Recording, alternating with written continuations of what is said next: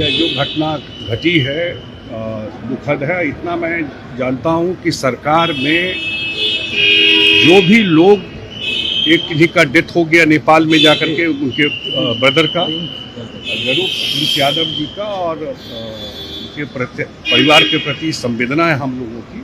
और मुझे निश्चित रूप से बिहार सरकार और मुख्यमंत्री दूध का दूध और पानी का पानी इसमें होगा। अगर कोई गलत किया है तो बचेगा नहीं। ये हम सबके लिए गर्व की बात है जब अलग अलग देशों के सर्वोच्च सम्मान से हमारे प्रधानमंत्री आदरणीय नरेंद्र मोदी जी को जब सम्मानित किया जाता है, तो ये सम्मान महज एक व्यक्ति का या देश के प्रधानमंत्री का नहीं, ये सम्मान देश के 140 करोड़ लोगों का है।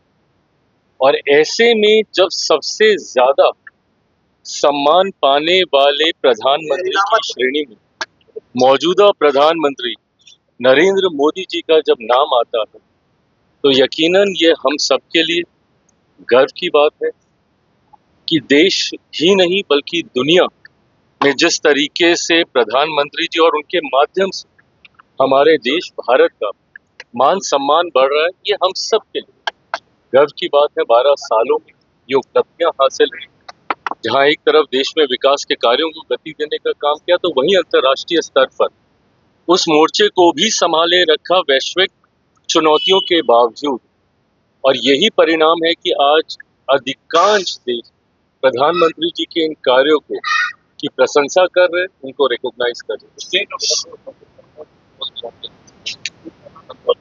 बिल्कुल सही। अब जिस तरीके से उम्मीद हम लोग रख ही रहे थे कि ईरान, इजराइल और अमेरिका के बीच में जिस तरीके से परिस्थितियां बनी हुई थी, जल्द उसका कोई समाधान निकले। खुशी की बात है ये, क्योंकि कहीं ना कहीं परेशानियां अब बढ़ने लगी थी।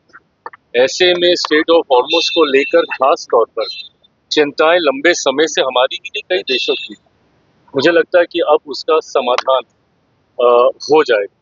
रोशन आनंद और खान सर के विवाद के बीच से तेजस्वी यादव ने मुख्यमंत्री के पद से लिखा है और जांच की मांग की। देखिए, जांच तो हो ही रही है और जांच होनी भी चाहिए। सत्य सामने आना चाहिए, कहाँ कौन दोषी, किस वजह से ये पूरा घटना चक्र घटा, वो जरूर सामने आना चाहिए। सर, कोचिंग माफिया की बात हो रही है, क्या बिहार में कोचिंग माफिया पनप रहे हैं? देखिए, मैं माफिया जैसा शब्द शिक्षा के साथ नहीं जोड़ना चाहूंगा, पर हाँ, कहीं ना कहीं कुछ गड़बड़ियां तो हुई हैं जिसकी वजह से स्थिति असहज हुई है। मैं मानता हूं कि ये जांच का विषय है, बच्चों के भविष्य से जुड़ा हुआ विषय है, जरूर जांच होकर इसका समाधान निकलना चाहिए। रोशन आनंद है, उनके भाई हैं, उनकी नेपाल में मृत्यु हो गई, उसके बाद कहा जा रहा है कि 2 कोचिंग विवाद में एक निर्दोष की मौत हो गई। देखिए, मैं जांच होनी चाहिए। मुझे नहीं पता कि क्या कारण रहा जिस वजह से उनका निधन हुआ, बट हाँ, पुनः जब मैं जांच की बात करता हूं, मैं इन तमाम बिंदुओं को मद्देनजर रखते हुए किसी के साथ कोई अन्याय ना हो, इस बात का ध्यान जरूर हमारी सरकार रखेगी।